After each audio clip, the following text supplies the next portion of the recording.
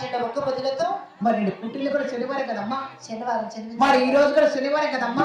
అవునమ్మా. ఆ యొక్క చిలకల కొల్లారవసల పళ్ళు కొలువు తీరి కొలువు తీరి మన పావుకొండ పట్టమంతా వీధి వీధి 16 వీధులు ఊరిమరని వెళ్ళాలని నా మనసులో కోరికమ్మా.